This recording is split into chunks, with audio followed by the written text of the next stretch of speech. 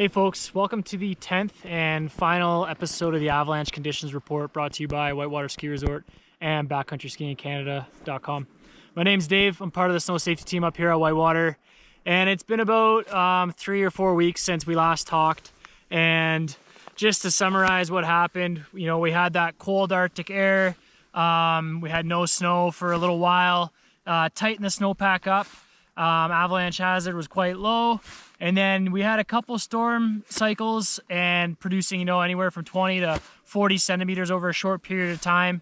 In the immediate of that storm, we had a reactive storm slab, but that settled out very quickly.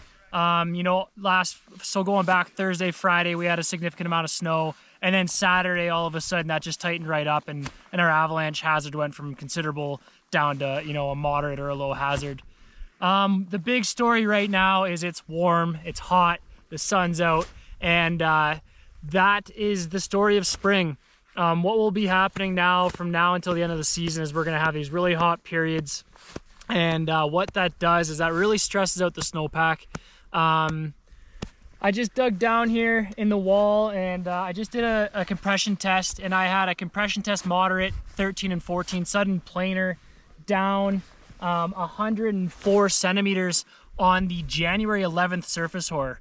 And we haven't seen a test result on the January 11th surface hoar in a month or so. It's been a while. And the main reason that was is because we had a number of crusts. So in the wall here, you can see we got the January 11th surface hoar, and then we got the 12th rain crust. This is a melt freeze crust here.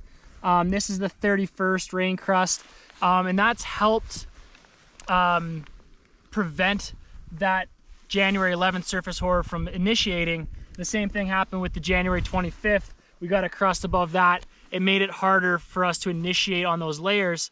But what happens in the spring when it heats up, that really stresses out our snowpack, and the sun will bake it, and there'll be more of a slab on there, and you can start seeing results on some of those lower instabilities that we haven't seen in a while.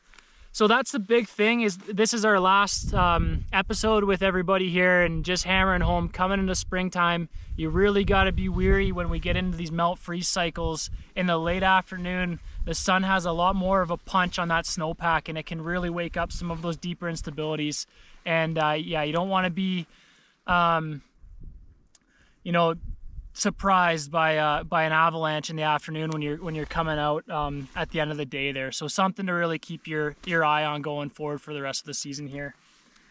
Avalanche Canada right now is calling the hazard considerable, and the main reason they're doing that is because of the warming that we're seeing right now, and the solar input. As far as weather goes, it looks like we are going to get 4 centimeters on Saturday, and then it looks like Sunday, we're looking like Sunday night, potentially another 5 to 8 centimeters. So that's spring for you. We'll get some warm periods, and then we can get those dumps. I think it was like 4 years ago, we got 50 overnight in March. So just check the bulletin, do your trip plan, make sure you're ready when you're heading out into the backcountry. Otherwise, I don't really have much else to pass along. It's been a great season. I hope these videos have been really informative for people, and we'll be back next year with some more information. And in the meantime, just continue to enjoy the good skiing, enjoy the sun, and just remember to make smart choices in the backcountry. And we'll see you next time.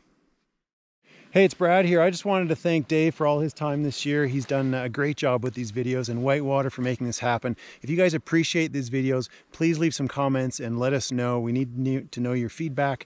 Subscribe to the videos as well. We want to keep these going for the years to come. So if you find value in them and enjoy them, please do leave some comments. Let Whitewater know that they're of value. And I just want to thank Dave for doing his great work, and Whitewater for making these happen. Thanks a lot, Dave. Really appreciate your help this year. Yeah. Thanks, guys.